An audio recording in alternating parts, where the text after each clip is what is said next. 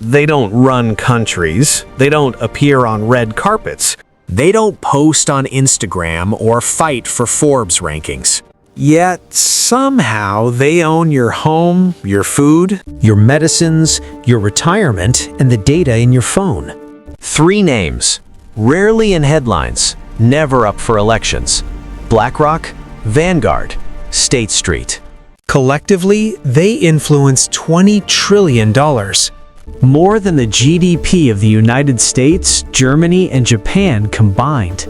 If the world is a chessboard, then these are not the kings.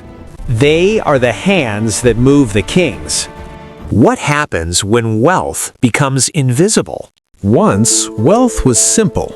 A factory owner owned a factory. A landlord owned a building. Today, wealth hides inside index funds, ETFs, pension bundles, sovereign portfolios, shadow finance. You don't even know who owns your future because ownership has been outsourced. 88% of U.S. equity is held by institutional capital, not individuals. You think you'd choose what to buy.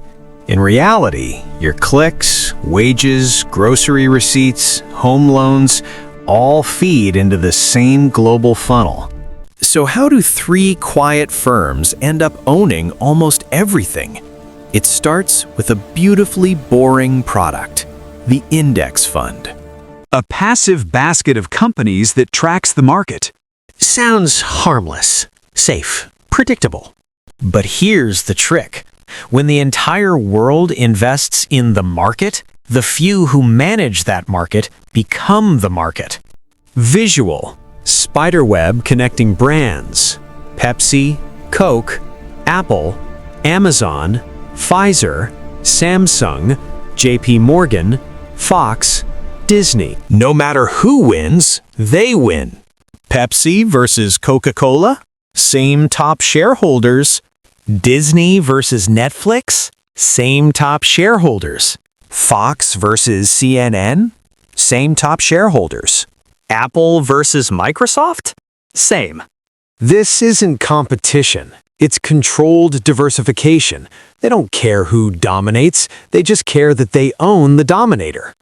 This quiet empire became undeniable in 2020. Markets collapsing, oil negative, global panic. And in the chaos, governments did something unprecedented.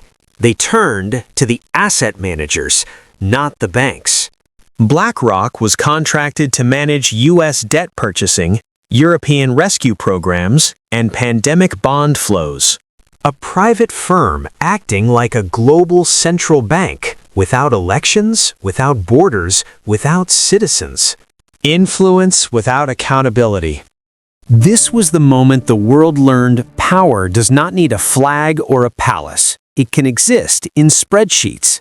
Trillions moved, and no public voter ever approved it.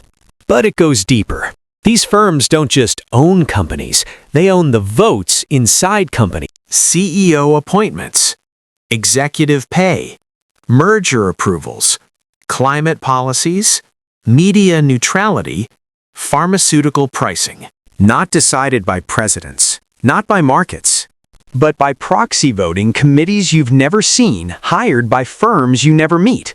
This is how power becomes invisible, not removed from democracy, just quietly above it.